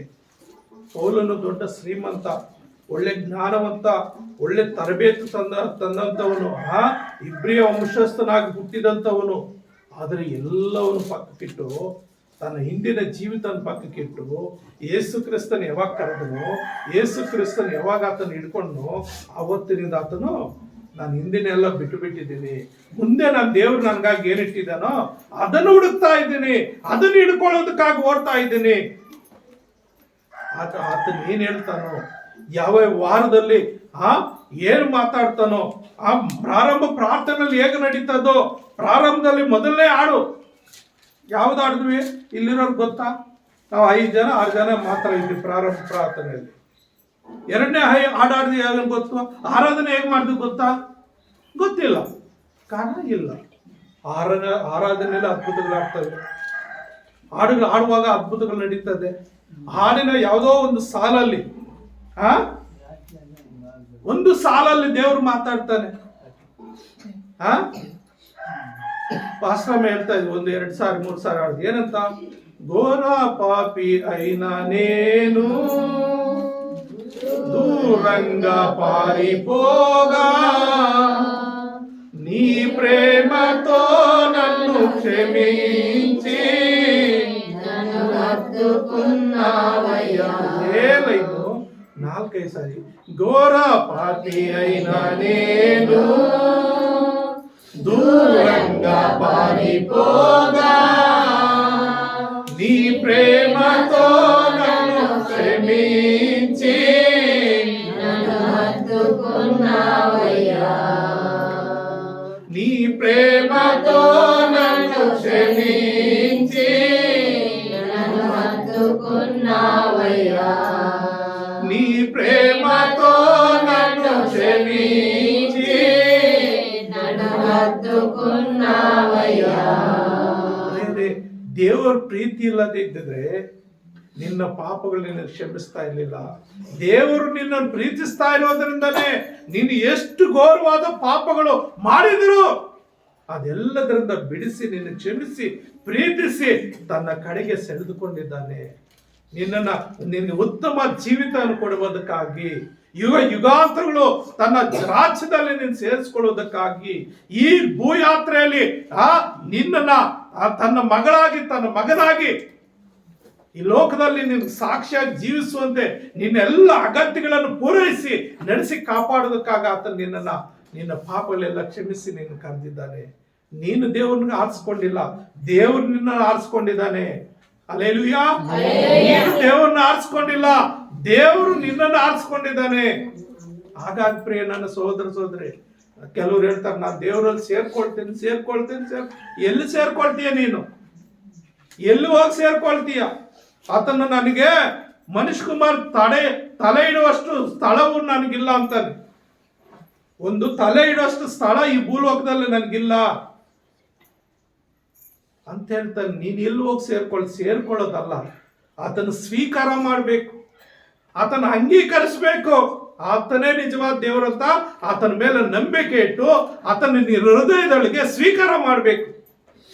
ಅಪ್ಪ, ಈ ಪಾಪಿಯಾದ ಹೃದಯದಲ್ಲಿ ನೀನು ಬಾಪ, ಈ ಪಾಪದ ಹೃದಯವನ್ನು ತೆಗಿಯಪ್ಪ, ಇದನ್ನು ಶುದ್ಧೀಕರಿಸಪ್ಪ, ಇದರ ಮೇಲೆ ನಿನ್ನ ರಕ್ತವನ್ನು ಪ್ರೋಕ್ಷಿಸಪ್ಪ, ಇದರಲ್ಲಿರೋ ಎಲ್ಲ ಪಾಪಗಳನ್ನು ತೆಗೆದಾಕಿ ಈ ಪಾಪ ಎಂಬ ಈ ಒಂದು ಗುಡಾರವನ್ನು ಕಿತ್ತು ನಿನ್ನ ಹೊಸ ಹೃದಯವನ್ನು ಕೊಟ್ಟು, ಅಪ್ಪ ಇಲ್ಲಿ ನೀನು ನೆನೆಸಪ್ಪ, ಇಲ್ಲಿ ನಿನಗೆ ಸ್ಥಳಪ್ಪ, ಈ ಸ್ಥಳದಲ್ಲಿ ನೀನಿದ್ರೆ ನಾನು ದಾರಿ ತಪ್ಪು ಹೋಗೋದಿಲ್ಲ, ನಾನು ಪಾಪ ಮಾಡೋದಿಲ್ಲ, ನಾನು ಪಕ್ಕಕ್ಕೆ ಹೋಗಲ್ಲ ಅಂತೇಳಿ ದೇವರಿಗೆ ನೀನು ಸಮರ್ಪಣೆ ಮಾಡಿ ನೀನು ದೇವ್ರನ್ನ ಆರಿಸ್ಕೊಂಡ್ರೆ, ದೇವರು ನೀನು ಈ ಭೂ ಯಾತ್ರೆಯಲ್ಲಿ ಜೀವಿಸೋ ತನಕ ನಿಂದಿರ್ತಾನೆ. ಮತ್ತು ಈ ಭೂಮಿಯ ಬಿಟ್ಟ ನಂತರ ಈಗ ಯುಗಾಂತರಗಳು ನೀನು ದೇವರೊಂದಿಗೆ ಇರ್ತೀಯ. ಹಲ್ಲೆಲೂಯಾ. ನೀನು ದೇವರನ್ನು ಸ್ವೀಕರಿಸುವಾಗ ಆತನು ನಿನ್ನೊಂದಿಗೆ ಈ ಭೂಯಾತ್ರೆಯ ಮುಗಿಯೋ ತನಕ ನಿನ್ನೊಂದಿಗೆ ಇರ್ತಾನೆ. ಈ ಭೂಯಾತ್ರೆ ತೀರಿದ ನಂತರ ನೀನು ಆತನೊಂದಿಗೆ ಯುಗಾಂತರ ಇರ್ತೀಯ. ಆ ಪ್ರಿಯನ ಸಹೋದರ ಸೋರಿ, ಅದಕ್ಕಾಗಿ ನಾವೇನ್ ಮಾಡ್ಬೇಕು, ಹಿಂದಿನ ಸಂಘಗಳಿಗೆ ಹಿಂದೆ ಏನಾಗಿದೆ ಗೊತ್ತಿಲ್ಲ, ಬಿಟ್ಬಿಡ್ರಿ, ಮರ್ತೋಗ್ರಿ. ಇನ್ನು ಮುಂದೆ ಏನ್ ಮಾಡ್ಬೇಕು, నిజವಾದ దేవుడు, నిజమైన దేవుడు యేసు ప్రభు. నా పాతదంతా నాకు బేక, ఇంక కొత్త జీవితం నాకు కావాలి. నాకు యేసు ప్రభే సర్వస్వము, యేసు ప్రభే నా దేవుడు, యేసు ప్రభే నా రక్షకుడు, యేసు ప్రభే నా విమోచకుడు. అప్ప నువ్వు తప్ప నాకు ఈ లోకంలో ఎవరు లేదు స్వామి, నేను నిన్నే ఎన్నుకొట్టాను, నువ్వే నా సర్వస్వము, నువ్వే నా దైవము, నువ్వు తప్ప నాకు ఈ వేరెవరు ఈ లోకంలో లేదప్ప. కాబట్టి నువ్వే నా దేవుడని నేను ఎన్నుకుంటా ఉన్నానప్ప. నీ జొతలో నేను పరిగెత్తుతాను, నా జీవితాంతము నీతో ఉంటానని ఒక తీర్మానం తీసుకున్నాను. నా ప్రియమైన దేవుని ಸಂಗಮ, ಈ ತೀರ್ಮಾನ ಯಾರು ತಗೊಳ್ಕೊಳ್ತಾರೋ ಅವನು ದೇವರು ಆಶೀರ್ವಾದ ಮಾಡ್ತಾನೆ. ಪ್ರಿಯ ನನ್ನ ಸಹೋದರ, ದೇವರು ಸೊಲೊಮೋನ್ ಕೇಳ್ತಾನೆ, ಏನಂತ, ನಿನ್ಗೆ ಯಾವ ವರ ಬೇಕು, ನಿನ್ಗೆ ಯಾವ ವರ ಬೇಕು ಅಂತ ಕೇಳ್ತಾನೆ. ತನ್ನ ತಂದೆ ವಯಸ್ಸಾದ ಮೇಲೆ, ಅಪ್ಪ ನನ್ ವಯಸ್ಸಾಗಿದೆ ಅಂತೇಳಿ ಏನ್ ಮಾಡ್ತಾನೆ, ತನ್ನ ಮಗನ ಅರಸನಾಗಿ ಮಾಡ್ತಾನೆ. ಅರಸನಾಗಿ ಮಾಡುವಾಗ ಅವನಿಗೆ ಕೇವಲ 20 ವರ್ಷ, ಇನ್ನು ಚಿಕ್ಕ ಹುಡುಗ, ಯೌವನಸ್ಥ, ಚಿಕ್ಕ ಪ್ರಾಯ. ಅದಕ್ಕಾಗಿ ದೇವರು ಆತನಿಗೆ ದರ್ಶನ ಕೊಟ್ಟು, ನಿನ್ಗೆ ಯಾವ ವರ ಬೇಕು ಕೇಳ್ಕೊ ಅಂತ ಕೇಳುವಾಗ ಆತನ ಆಯುಸ್ ಕೇಳಲಿಲ್ಲ, ಐಶ್ವರ್ಯ ಕೇಳಲಿಲ್ಲ, ಶತ್ರುಗಳನ್ನ ವಶ ಮಾಡ್ಕೊಳ್ಳೋದಕ್ಕೆ ಕೇಳಲಿಲ್ಲ, ವಿರೋಧಿಗಳು ನನ್ನಿಂದ ಎಲ್ಲರೂ ದೂರ ಹೋಗ್ಬೇಕು ಅಂತ ಕೇಳ್ಕೊಳ್ಳಿಲ್ಲ. ಆತನ ಒಂದೇ ಕೇಳ್ಕೊಂಡು ಏನಂತ, ದೇವರೇ ನಾನು ಇನ್ನೂ ಚಿಕ್ಕವನು, ಬಾಲಕನು, ಆದರೆ ಈ ವಿಸ್ತಾರವಾದ ಪ್ರಜೆಗಳಿದಾರಲ್ಲ, ಇವ್ರನ್ನ ಸರಿಯಾದ ರೀತಿಯಲ್ಲಿ ನಡೆಸುವುದಕ್ಕಾಗಿ, ಇವ್ರಿಗೆ ನ್ಯಾಯಗಳ ವಿಚಾರಿಸ ಮಾಡುವುದಕ್ಕಾಗಿ, ಇವ್ರನ್ನ ಸರಿಯಾದ ಮಾರ್ಗದಲ್ಲಿ ನಡೆಸಿ ನ್ಯಾಯ ತೀರ್ಪು ಕೊಡುವುದಕ್ಕಾಗಿ ನನಗೆ ವಿವೇಕವನ್ನು ಕೊಡು, ನನ್ನ ತಿಳುವಳಿಕೆಯನ್ನು ಕೊಡು, ನನಗೆ ಜ್ಞಾನವನ್ನು ಕೊಡು ಅಂತ ಕೇಳುವಾಗ ದೇವ್ರ ಪ್ರಿಯ ನನ್ನ ಸಹೋದರೇ, ಅಲ್ಲಿ ಏನಂತಂದ್ರೆ, ನೀವು 1 ವರ್ಷ 3ನೇ ಅಧ್ಯಾಯ 5ರಿಂದ 9 ವಚನಗಳು ಓದ್ಕೊಳ್ರಿ. ಅಲ್ಲಿ ಏನ್ ಹೇಳ್ತಾನಂದ್ರೆ, ಏನ್ ಹೇಳ್ತಾನೆ, ಹೆಚ್ಚಿನ ಜ್ಞಾನ. ಆತನ ಏನ್ ಕೇಳ್ಕೊಳ್ತಾನೆ, ಜ್ಞಾನ ಮಾತ್ರ ಕೇಳ್ಕೊಳ್ತಾನೆ. ದೇವ್ರ ಜ್ಞಾನ ಕೊಡ್ತಾನೆ, ವಿವೇಕ ಕೊಡ್ತಾನೆ, ಆಯುಸ್ ಕೊಡ್ತಾನೆ, ಐಶ್ವರ್ಯ ಕೊಡ್ತಾನೆ. ಅವನಷ್ಟು ಜ್ಞಾನವಂತರು ಯಾರೂ ಇರಲಿಲ್ಲ ಈ ಭೂಲೋಕದಲ್ಲಿ. ಆತನ ಹೇಳ್ತಾನೆ, ನಿನ್ನ ಹಿಂದೆ ಯಾರು ಇರ್ಲಿಲ್ಲ, ನಿನ್ನ ಮುಂದೆ ಯಾರು ಇಲ್ಲ, ಅಂದ್ರೆ ಇವಾಗ ಯಾರು ಇಲ್ಲವಂತೆ. ಇನ್ನು ಸೊಲೊಮೋನಷ್ಟು ಜ್ಞಾನ, ಅಷ್ಟು ಅಪರಿಮಿತವಾದ ಜ್ಞಾನವನ್ನು ಕೊಟ್ಟು, ಅಷ್ಟು ಆಸ್ತಿ ಕೊಟ್ಟು, ಅಷ್ಟು ಐಶ್ವರ್ಯ ಕೊಟ್ಟು, ಆತನು 40 ವರ್ಷ ದೇಶ ಆಳ್ತಾನೆ. 40 ವರ್ಷಗಳಲ್ಲಿ ಒಂದು ಸಣ್ಣ ಯುದ್ಧ ದೇಶದ ಮೇಲೆ ಬರ್ಲಿಲ್ಲ ಅಂತೆ, ಒಬ್ಬ ಶತ್ರು ದೇಶದ ಮೇಲೆ ಬರ್ಲಿಲ್ಲ ಅಂತೆ. 40 ವರ್ಷಗಳ ಕಾಲ ಅವರಪ್ಪನ ಜೀವಿತ ಕಾಲ 40 ವರ್ಷ. 40 ವರ್ಷ ಅವರಪ್ಪ ಯುದ್ಧಗಳು ಮಾಡಿದ್ದೆ, ಯಾವಾಗಲೂ ಯುದ್ಧಗಳು ಅವರಪ್ಪನ ಕಾಲದಲ್ಲಿ. ಆದರೆ ಇವನ ಕಾಲದಲ್ಲಿ 40 ವರ್ಷಗಳ ಕಾಲ ದೇಶದಲ್ಲಿ ಸಮಾಧಾನ ಇತ್ತಂತ ಪ್ರಿಯರೇ.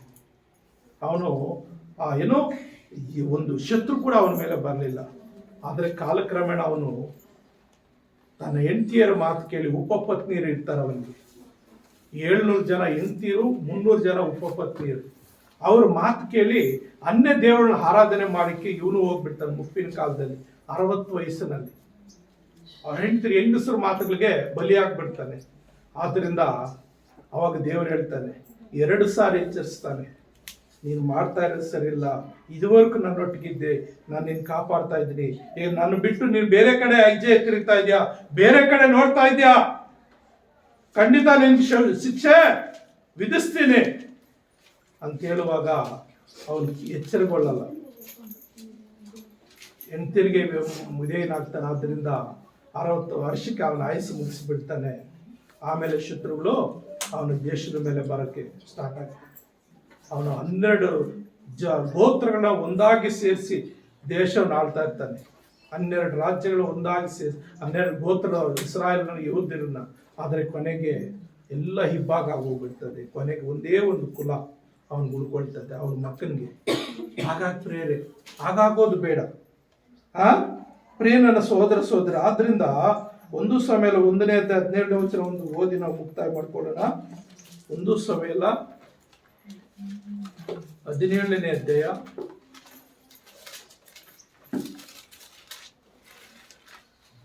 1ನೇ ಅಧ್ಯಾಯ 17ನೇ ವಚನ. 1 ಸಮುವೇಲ 1ನೇ ಅಧ್ಯಾಯ 17ನೇ ವಚನ ಏನ್ ಹೇಳುತ್ತೆ? ಸಮಾಧಾನದಿಂದ ಹೋಗು, ಇಸ್ರಾಯೇಲ್ ದೇವರು ನಿನ್ನ ಪ್ರಾರ್ಥನೆಯನ್ನು ನೆರವೇರಿಸಲಿ ಎನ್ನಲು. ಸಾಕು, ಏನು? ನಿನ್ನ ಪ್ರಾರ್ಥನೆಯನ್ನು ನೆರವೇರಿಸಲಿ ಎನ್ನಲು. ಸಮಾಧಾನದಿಂದ ಹೋಗು, ಇಸ್ರಾಯೇಲ್ ದೇವರು ನಿನ್ನ ಪ್ರಾರ್ಥನೆಯನ್ನು ನೆರವೇರಿಸಲಿ ಅಂತ. ಪ್ರಿಯ ನನ್ನ ಸಹೋದರ ಸಹೋದರಿ, ಇವತ್ತು ನೀವು ಸನ್ನಿಧಿಗೆ ಬಂದಿದ್ದೀರಿ. ದೇವರ ಸನ್ನಿಧಿಯಲ್ಲಿ ನೀವು ಸಮಾಧಾನ ಹೋಗ್ಬೇಕಂದ್ರೆ ನೀವು ಒಂದು ತೀರ್ಮಾನ ತಗೋಬೇಕು. ನಿಜವಾದ ದೇವರ ನಿಮ್ಗೆ ಬೇಕಾ? ಇವತ್ತು ತೀರ್ಮಾನ ತಗೋಬೇಕು. ದೇವರೇ, ಇವತ್ತು ನಿನ್ನ ಮಾತುಗಳ ಮುಖಾಂತರ ನಾನು ಎಚ್ಚರಿಸಿದ್ಯಾ. ಇವತ್ತಿನಿಂದ ಸಮಯಕ್ಕೆ ಸರಿಯಾಗಿ ನಾನು ನಿನ್ನ ಆರಾಧನೆಗೆ ಬರ್ತೀನಿ. ನನಗೆ ಎಷ್ಟೇ ಒತ್ತಡಗಳು ಎಷ್ಟೇ ಕಷ್ಟಗಳಿರಲಿ, ನಿನ್ನ ಸಮಯ ನಿನ್ಗೆ ಕೊಡ್ತೀನಿ. ನೀನೇ ನನ್ನ ದೇವರು, ನೀನೇ ನನ್ನ ರಾಜನು, ನೀನೇ ನನ್ನ ಅರಸನು, ನೀನೇ ನನ್ನ ಸರ್ವಸ್ಸು. ಇವತ್ತಿನಿಂದ ನಿನ್ನ ಮಾತಿಗೆ ವಿಧೇಯನಾಗಿ ಒಡಂಬಟ್ಟು ನಿನ್ನ ವಾಕ್ಯದ ಪ್ರಕಾರ ಜೀವಿಸುವಂತೆ ನನಗೆ ಸಹಾಯ ಮಾಡು. ದಾವೀದನು ಒಪ್ಕೊಳ್ತಾನೆ, ನಾನು ಈ ಬರಕಾಲದಲ್ಲಿ ಬೀಳಲಾರೆ, ಶತ್ರುಗಳ ಕೈಗೆ ಸಿಗಲಾರೆ. ನಾನು ದೇವ್ರ ಕೃಪಾ ಪೂರ್ಣನು, ಆತನ ಕೈಯಲ್ಲೇ ನಾನು ಬೀಳ್ತೀನಿ. ಅಪ್ಪ, ನಾನು ನಿನ್ನ ಕೈಗೆ ಒಪ್ಪಿಸ್ಕೊಡ್ತೀನಿ, ನಿನ್ನ ಕೈಯಲ್ಲಿ ಬೀಳ್ತೀನಿ, ನಿನ್ನ ನಡೆಸು. ನಾನು ಒಳ್ಳೆಯದನ್ನು ಆರಿಸ್ಕೊಡ್ತೀನಿ. ಇದುವರೆಗೂ ನಾನು ಹಳೆ ಸಂಗತಿಗಳೆಲ್ಲ ಬಿಟ್ಟು ಬಿಡ್ತೀನಿ. ಹೊಸದಾಗಿ ನಾನು ನಿನ್ನ ಮಗಳಾಗಿ ನಿನ್ನ ಮಗನಾಗಿ ನಾನು ಜೀವಿಸ್ತೀನಂತ. ಪ್ರಿಯ ನನ್ನ ಸಹೋದರ, ಪ್ರಿಯ ನನ್ನ ಸಹೋದರಿ, ತೀರ್ಮಾನ ತಗೋ, ಆರಿಸ್ಕೋ. ನಿನ್ಗೆ ನಿಜವಾದ ದೇವರು ಯಾರು ಎಂಬುದಾಗಿ ನೀನು ಆರಿಸ್ಕೋ. ನಿಜವಾದ ದೇವರು ನಿಜವಾದ ಮಾರ್ಗದಲ್ಲಿ ಯೇಸು ಕ್ರಿಸ್ತನ ಹೇಳ್ತಾನೆ, ನಾನೇ ಮಾರ್ಗ. ಯೇಸು ಕ್ರಿಸ್ತನ ಮಾರ್ಗದಲ್ಲಿ ನೀನು ನಡೆಯುವುದಾದ್ರೆ, ಯೇಸು ಕ್ರಿಸ್ತನ ಮಾರ್ಗವನ್ನು ನೀನು ಆರಿಸ್ಕೊಳ್ಳೋದಾದ್ರೆ, ನಿನಗೆ ಈ ಲೋಕದಲ್ಲಿ ಆತ ನಿನ್ನ ಜೊತೆಗೆ ಇರ್ತಾನೆ ಮತ್ತು ಪರಲೋಕದಲ್ಲಿ ನೀನು ಆತನೊಂದಿಗೆ ಯುಗ ಯುಗಾಂತರಗಳಿರ್ತೀಯ. ಯಾವುದು ಬೇಕು? ಈ ಲೋಕ ಬೇಕಾ? ಈ ಲೋಕದ ಆಡಂಬರಗಳು ಬೇಕಾ? ಈ ಲೋಕದ ಏನು ಖುಷಿ ಸಂತೋಷಗಳು ಬೇಕಾ? ಇಲ್ಲ, ದೇವರು ಬೇಕಾ? ದೇವರ ರಾಜ್ಯ ಬೇಕಾ? ನೀನೇ ಆರಿಸ್ಕೋ, ನೀನೇ ಆರಿಸ್ಕೋ. ಯಾರು ಬೇಕಾ ನೀನು ಆರಿಸ್ಕೋ. ದಾವೀದನು ಹೇಳ್ತಾನೆ, ದೇವರ ಸನ್ನಿಧಿ ಸಾಕು. ಮರಿಯಳು ಹೇಳ್ತಾಳೆ, ನನಗೆ ಯೇಸಪ್ಪನೇ ಸಾಕು. ಪೌಲನು ಕೂಡ ಹೇಳ್ತಾನೆ, ಏನಂತ? ನಾನು ಹಳೇದನ್ನ ಬಿಟ್ಟು ಹಿಂದಿನದು ಬಿಟ್ಟು ಮುಂದೆ ಓಡ್ತಾ ಇದ್ದೀನಿ. ಯೆಹೋಶುವನು ಹೇಳ್ತಾನೆ, ನಾನು ನನ್ನ ಮನೆಯವರು ಯೆಹೋವನನ್ನು ಸೇವಿಸ್ತೇವೆ. ಯಾರು ಬೇಕಾಗಿಲ್ಲ ನಮಗೆ. ಹಾಗಾಗಿ ಪ್ರಿಯ ನನ್ನ ಸಹೋದರ ಸಹೋದರಿ, ನಿಜವಾದ ದೇವರು ಬೇಕಂದ್ರೆ ಮೊಣಕಾಲು ಹಾಕು, ಪ್ರಾರ್ಥನೆ ಮಾಡು. ಅಪ್ಪ, ನನ್ನ ಬಲಹೀನತೆಗಳಿದೆ, ನಾನು ಬಲಹೀನನು, ಅದನ್ನು ನೀನು ಬಲಪಡಿಸು, ಸ್ಥಿರಪಡಿಸು. ನಿನಗೆ ಯೋಗ್ಯಳಾಗಿ ಜೀವಿಸುವಂತೆ ನಾನು ಸಹಾಯ ಮಾಡಂತ ನೀನು ಕೇಳೋದಾದ್ರೆ ಆತನ ಖಂಡಿತ ನಿನ್ಗೆ ಸಹಾಯ ಮಾಡ್ತಾನೆ. ತನ್ನ ಗಾಯವಾದ ಹಸ್ತವನ್ನು ನಿನ್ಗೆ ಸಹಾಯವಾಗಿ ಕೊಟ್ಟು ನೀನು ಎಬ್ಬಿಸಿ ನಿಲ್ಲಿಸ್ತಾನೆ. ನಿನ್ನ ಕುಂಟ ಕಾಲಗಳ ಸರಿಪಡಿಸ್ತಾನೆ. ನಿನಗಿವರೆಲ್ಲ ಸಮಸ್ಯೆಗಳನ್ನು ಬಿಡಿಸಲಿಕ್ಕೆ ಆತನ ಶಕ್ತನು ಎಲ್ ಶಡಾಯ್ ದೇವರಾಗಿದ್ದಾನೆ. ಯೆಹೋವ ಶಾಲೋಮ್, ಸಮಾಧಾನ ಪ್ರಿಯನು. 12ಗೆ ಹೇಳ್ತಾ ಇದ್ದಾನೆ ಸೇವಕರು, ಏನಂತ? ಸಮಾಧಾನದಿಂದ ಹೋಗು, ದೇವರು ನಿನ್ನ ಪ್ರಾರ್ಥನೆ ನೆರವೇರಿಸಿಲ್ಲ. Hallelujah, hallelujah. ಪ್ರಾರ್ಥನೆ ದೇವರು ನೆರವೇರಿಸಬೇಕಂದ್ರೆ ನೀನು ಆರಿಸ್ಕೋಬೇಕು ನಿಜವಾದ ದೇವರು. ನಾನು ನಿನ್ನ ಚಿತ್ತದ ಪ್ರಕಾರ, ನಿನ್ಗೆ ಇಷ್ಟದ ಪ್ರಕಾರ ನಾನು ಜೀವಿಸ್ತೇನೆ ಅಂತ ಆರಿಸ್ಕೊಳ್ಳೋದಾದ್ರೆ ಅದನ್ನು ಖಂಡಿತ ನಿನ್ನನ್ನು ಮೇಲಕ್ಕೆ ತರ್ತಾನೆ, ನಿನ್ನ ಮೇಲಕ್ಕೆ ತರ್ತಾನೆ. ದೇವ್ರ ನಾವು ಸ್ತೋತ್ರವಾಗಿ ಪ್ರಾರ್ಥನೆ ಮಾಡ್ಕೊಳ್ಳೋಣ. ನಮ್ಮನ್ನು ಬಹಳವಾಗಿ ಪ್ರೀತಿಸುವಂತ ನಮ್ಮ ತಂದೆಯಾದ ದೇವರೇ, ನಿನ್ನ ಪರಿಶುದ್ಧವಾದ ನಾಮಕ್ಕೆ ಸ್ತೋತ್ರ ವಂದನೆ ಸ್ವಾಮಿ. ನನ್ನ యేసయ్య ನನ್ನ ರಕ್ಷಕನೇ, ನನ್ನ ಒಡೆಯನೇ. ಹೌದು ಸ್ವಾಮಿ, ದಾವೀದನು ನಿನ್ನನ್ನು ಆರಿಸಿಕೊಂಡನು ಸ್ವಾಮಿ. ಅಪ್ಪ ಯೆಹೋಶುವ ನಿನ್ನನ್ನು ಆರಿಸಿಕೊಂಡನು ಸ್ವಾಮಿ. ನಾನು ನನ್ನ ಮನೆಯನ್ನು ಯೆಹೋವನ ಸೇವಿಸುವಂತಾಗಿ. ಮರಿಯಳು ನಿನ್ನನ್ನು ಆರಿಸಿಕೊಂಡಳು ಸ್ವಾಮಿ. ಅಪ್ಪ ಪೌಲನು ನಾನು ಹಳೆಯದನ್ನು ಬಿಟ್ಟು ಮುಂದೆ ನನ್ನ ದೇವರನ್ನು ಹಿಡಿಯೋದಕ್ಕಾಗಿ ನನಗಿಟ್ಟಿರುವಂತ ಆ ಸಾಮ್ರಾಜ್ಯವನ್ನು, ಆ ಪರಲೋಕವನ್ನು ಹೊಂದಿಕೊಳ್ಳುವುದಕ್ಕಾಗಿ ದೇವರನ್ನು ಆರಿಸಿಕೊಂಡು ದೇವರ ಮುಂದೆ ನಾನು ಹೋಗ್ತಾ ಇದ್ದೇನೆ ಅಂತ ಹೇಳ್ತಾನೆ ಸ್ವಾಮಿ.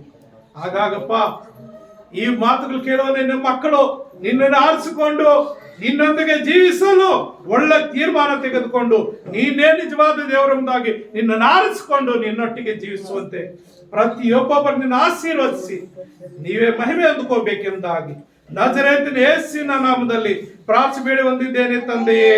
ಆಮೆನ್. ಆಮೆನ್.